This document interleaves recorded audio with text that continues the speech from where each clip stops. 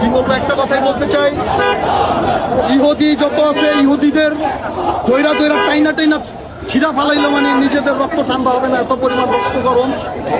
কারণ যতই আমরা হ্যালো গাইস, আশা করি আল্লাহ সবাইকে ভালো রাখছে। তো গাইস আজকে কথা বলবো ইসরায়েল এবং ফিলিস্তিনের মারামারি নিয়ে।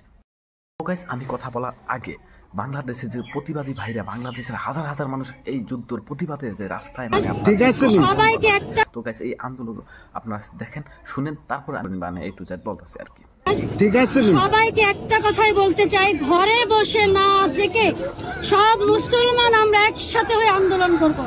আমরা বাঙালি, আমরা ভয় পাই না, আমরা পাবো না। আমরা 1971 সাল থেকে ভয় পাই নাই, এখন কেন ভয় পাবো?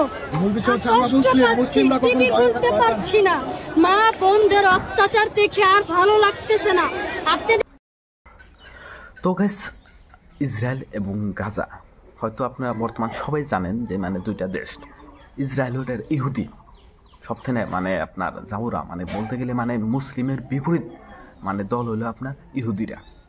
তারপরে আপনার বলি ফিলিস্তিন। তো গাইস ফিলিস্তিনে হলো মানে মুসলিম রাষ্ট্র। এটা এই রাষ্ট্রের মধ্যে আপনার ধরতে গেলে মানে বহুত আগে থেকে মানে ইসলামের জন্য এটা একটা ভালো একটা দেশ। আর এই দেশের মধ্যে কি হচ্ছে, আপনার ইসরায়েলটা 4-5 বছর ধরে এরকমভাবে মানে অ্যাটাক করতেছে, কি বলবো গাইস, আচরিত।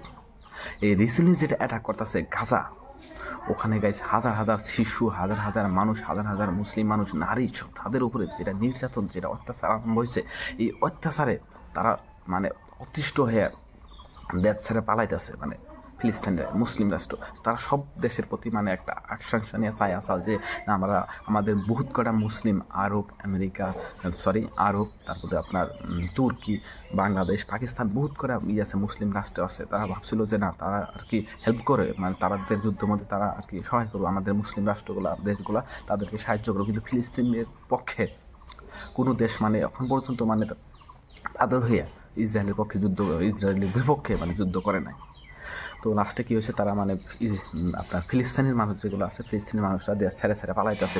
যেহেতু মৃত্যুর মানে একটা কী বলবো আচরিত মানে। তো এই যুদ্ধে এন্ডিংয়ের মধ্যে কী হয়েছে, এখন মানে মানুষ দেখতে দেখতে অধৈর্য হয়ে, এবং বাংলাদেশে যত মুসলিম মানুষ ছিল, খালি মুসলিম না, বাংলাদেশে যত মানুষ ছিল হাজার হাজার লাখ লাখ মানুষ এই প্রতিবাদে রাস্তায় নামছে।